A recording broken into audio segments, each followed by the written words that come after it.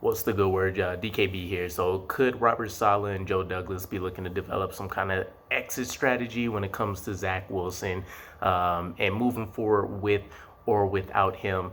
That's our question for today, but let's go ahead and dive into it. The question came up because I was checking out an article, just kind of running through NFL news, and ESPN analyst Bill Barnwell was doing a off-season prediction of what the quarterback market can look like, who's going where, that kind of situation. And Zach Wilson's name caught my eye as being involved in there. Now, it was interesting because there were two teams, particularly in the NFC, that he considered, not only one having the draft capital to pull off the move, which wouldn't be an extensive amount considering Zach Wilson's early career performance, and two, it wouldn't be something that would affect the New York Jets directly in terms of trading a potential superstar in the future, or however a team would view Zach Wilson, to an AFC rival or just somebody that can make get into the playoffs that much more difficult for them.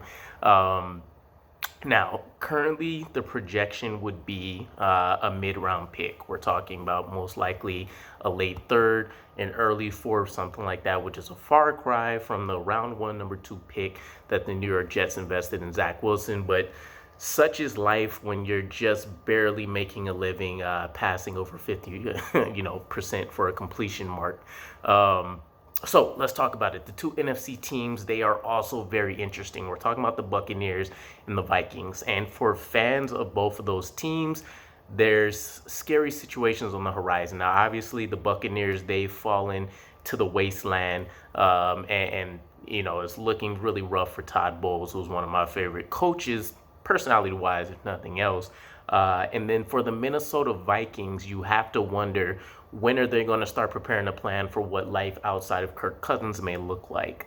He already had the first fully guaranteed contract in history for a quarterback, exceeding over $200 million, if I remember correctly. I want to say it was $230 million, but irregardless, it definitely tied down a lot of money that the Minnesota Vikings could have used to kind of build out the rest of the roster. But irregardless, current day, they're looking excellent. One of the most clutch teams probably in NFL history. They just pulled off an outstanding comeback against the Colts, breaking another NFL record for largest comeback victory. So things are on the up and up, but still, you want to keep an eye forward in terms of having smooth transition plans. And you don't see many teams frequently have one.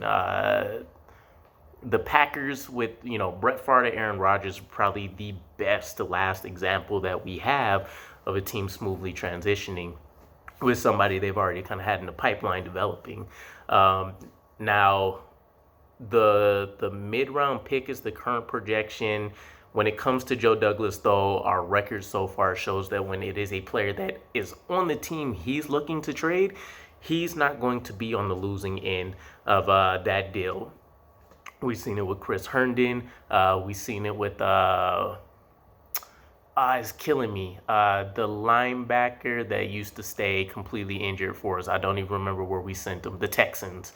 And he actually just recently got an extension, by the way, matter of fact, but the name's escaping me. But irregardless, we're not going to be on the losing end. So whatever trade compensation we feel like would be appropriate considering the current landscape and trajectory of Zach Wilson's career, you'd have to imagine that Joe Douglas feels really good about it. Now, again, all very hypothetical. Personally, I think it's not worth it, at least until we see what happens next year, and then we try to get out of this. But there are a couple of pluses for why this came up. One, by getting rid of Zach Wilson, you can pretty much go into the offseason with Mike White being an undrafted free agent and sell him on, hey, you are the de facto starter. We're going to bring in competition, but it is your job to lose. Mike White, a fan favorite, a locker room favorite. We've heard comments about riding off into the sunset and going to war for the man, unlike what we've heard in a long, long time for any of our quarterbacks. And that would be number one. I think that would be a huge plus in and of itself for the Mike White lovers. And just in general, statistic wise, if you just want to look at the box scores, if you want to break down film, if you want to look at the eye test, you can tell the offense just runs much more effectively in Mike White's hands. he does a much better job of being able to move the chains on top of sprinkling in some big plays here and there. And his chemistry with 5 to 6 different players on the team just feels better, whereas Zach Wilson just kind of seems like he's fluttering in the wind a little bit. But there's that perspective. You give Mike White a pretty solid selling point on what his future would be with this franchise. 2, with Zach Wilson, yes, you are admitting that you were wrong on the pick early. However, you are recouping probably the highest amount of return on investment that you're going to get, considering he's a failing quarterback, performing in the mold of Jamarcus Russell, which is tough. But that trade package would probably look something like what we got with Sam Darnold: a second, a fourth, and a sixth. Obviously, that's probably going to be broken up over the course of 2 years. But I would sign up for that if you told me I had a quarterback that ranks below the top 32 starting quarterbacks in the NFL. So a huge win in my eyes, considering what we initially drafted. It's a nail, but still, that would be a great way to make up for some of those losses. Write your mistake off early. We'll keep you pushing as a franchise. Ultimately, if we end up into the playoffs and the Super Bowl, once that move would happen, then people aren't really going to care irregardless.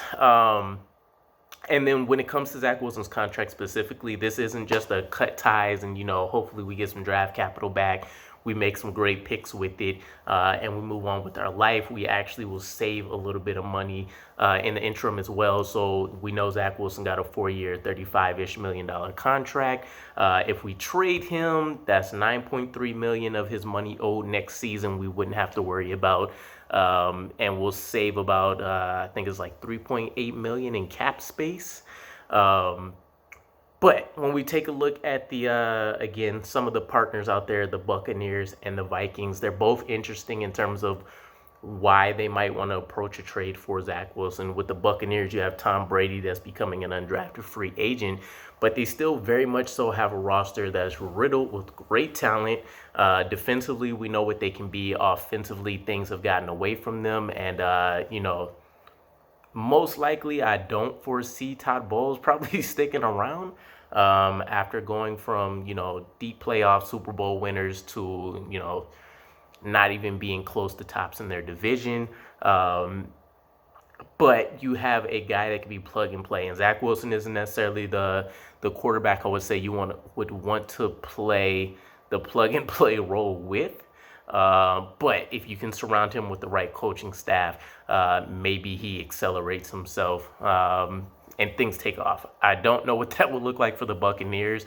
I just know it would be a great situation for him in terms of going to an offense that's not going to be lacking a severe amount of talent. With the Vikings, this is probably the best situation for him because not only does he get to sit behind Kirk Cousins for a year, who was another very solid to above average game manager, which is maybe ultimately what the Vikings would want to turn him into.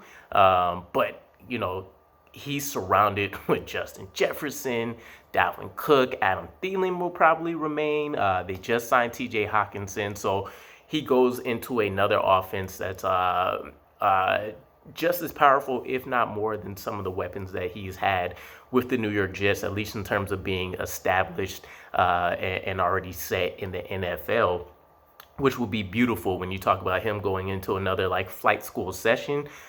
Top tier talent, sit in the back, don't have to worry about being forced into action because Kirk Cousins is a solidified starter, and you have excellent talent from starters to some of your players in the second and third string. So ultimately, that's probably the best situation for him. If he had his picking, I would probably say that's where I would want to be. But ultimately, I'm curious, what do you guys think? I know this conversation is kind of beaten to death, but this is the first time where I think we've gotten information about Zach Wilson potentially being traded. It's not necessarily a cut situation or just let him ride the pine until his contract is able to get out without too much, too heavy of a ramification.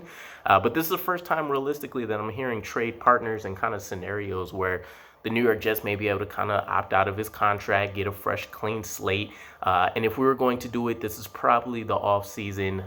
If we don't retain Mike White, then we're really talking about Zach Wilson and a free agent, maybe another draft pick, or maybe 2 free agents to kind of subsidize that Mike White position, depending on how we ultimately end up feeling about Chris Streveler.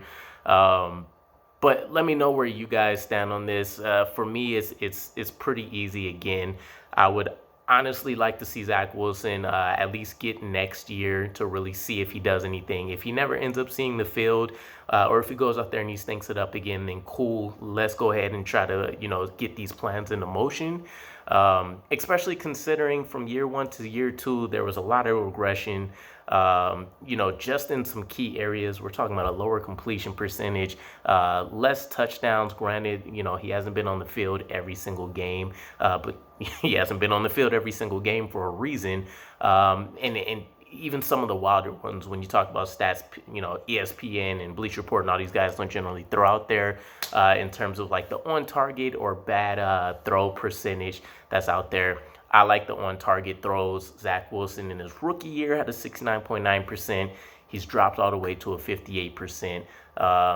Even as far as one of the highlights that stuck out to me from this Detroit Lions game, he finished with a 0.0 expected points added. If I remember, that's correctly what EPA stands for, which was middle of the pack. But, when you match it up with the game film, you really seen him struggling.